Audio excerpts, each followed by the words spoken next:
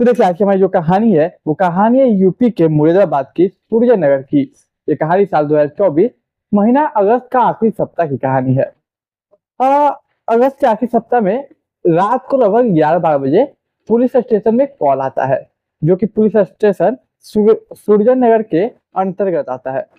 रात 11-12 बजे कॉल आता है। कॉल पे कहा जाता है कि सर यहाँ पे एक मर्डर हो गया है, आप जल्दी आइए। अब पुलिस जैसे ही ये सुनती फौरन भागे भागे वहां पहुंचती सूरजनगर। सूरजनगर में उस जगह पहुंचती जहाँ पे उन्हें बुलाया गया था। अब जैसे पुलिस आती वहां पे देखती कई भीड़ लगी हुई है। अब भीड़ को पहले खाली कराती, फिर देखती कि घर के सामने भीड़ है। अब पुलिस गेट को तोड़ती और फिर आगे अंदर घुसती, लेकिन पुलिस के साथ तो एक बच्ची भी घुसती। बच्ची अंदर घुसते ही चिल्लाती माँ। दरअसल गेट के अंदर पुलिस देखती है एक लाश पड़ी है। वो लाश जिसकी है उस लड़की का, उस महिला का नाम है साबिया उर्फ साक्षी।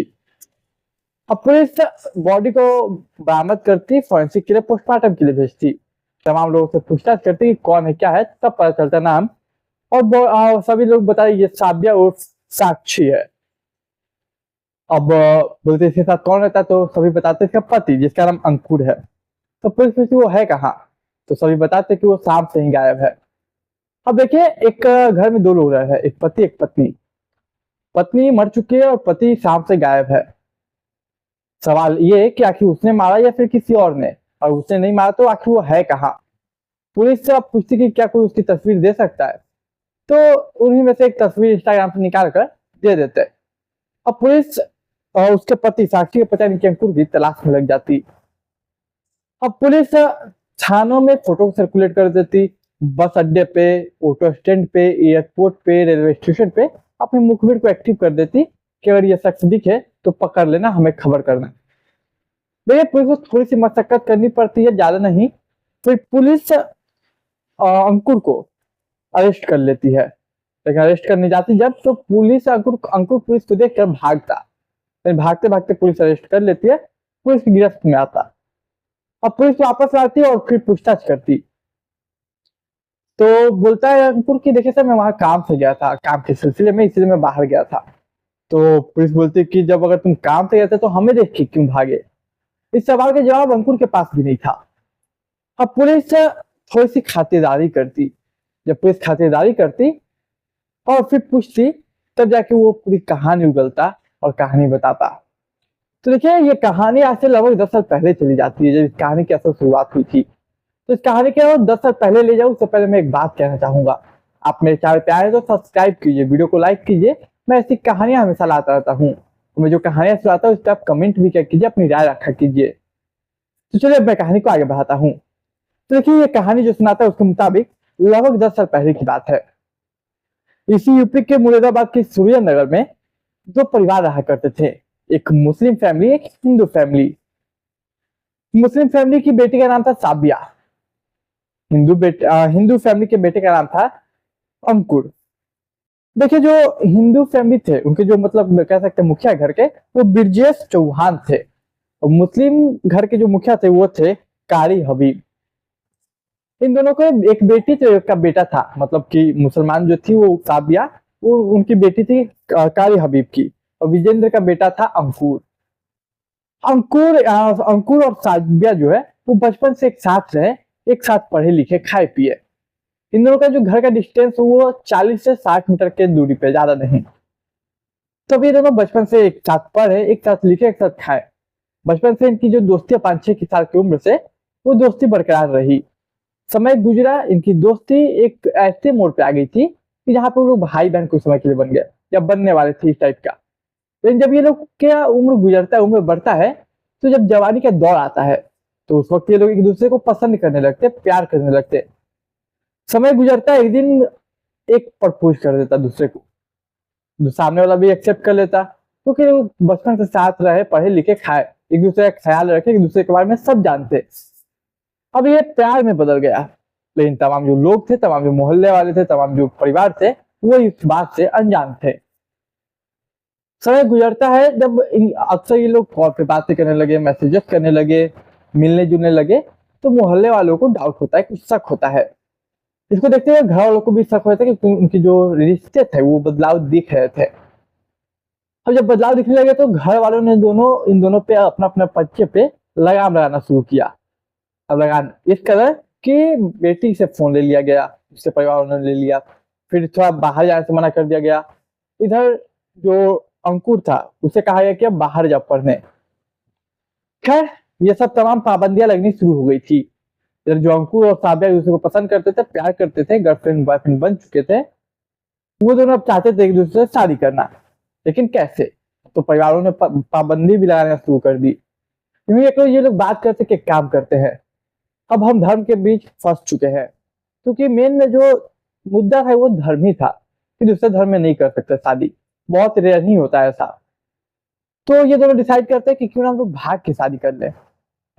फिर दोनों तैयार थे, दोनों प्यार करते थे। फिर ये लोग एक रोज भाग जाते हैं, भाग के ये लोग शादी करते हैं। अब देखिए अंकुर के ऊपर जिम्मेदारी आ गई कि मैं भाग तो गया, शादी तो हो गई, लेकिन घर का खर्चा कैसे चलेगा। फिर वो काम खोजता है, एक जगह रूम रेंट पे लेता है, वो रूम रेंट पे लेके रहता। फिर काम खोजता है, काम करता, सब कुछ सही चलता। देखते देखते समय गुजरता, इनके घर में एक बेटी जन्म लेती जिसका नाम ये लोग दुआ रखते हैं। अब प्यार भी इनका मुकम्मल हो चुका था। समय गुजरता, सब कुछ सही होता, लेकिन जैसे ही बेटी के जन्म लेने के कुछ समय गुजरता है तो अचानक से जो अंकुर था उसका जॉब छूट जाता। अब एक घर चलाने के लिए सबसे ज्यादा जरूरी जो होता है वो होता है पैसा। पैसा आने का सोच, कोई काम या बिजनेस। तो एक जॉब छूट गया, अब क्या किया जाए। तो ये जो इसकी प्रेमिका थी साबिया, वो अब साक्षी भी बन चुकी थी शादी के बाद एक्चुअली। तो साबिया और साक्षी कहते कि हम दोनों ने भागा है घर से, अब हम दोनों घर वाले तो अपना नहीं रहे और घर से हमें कुछ मिला नहीं, तो क्यों ना मैं इस काम को करूं, इस काम में हाथ बटाऊं, मैं कोई जॉब पकड़ लूं।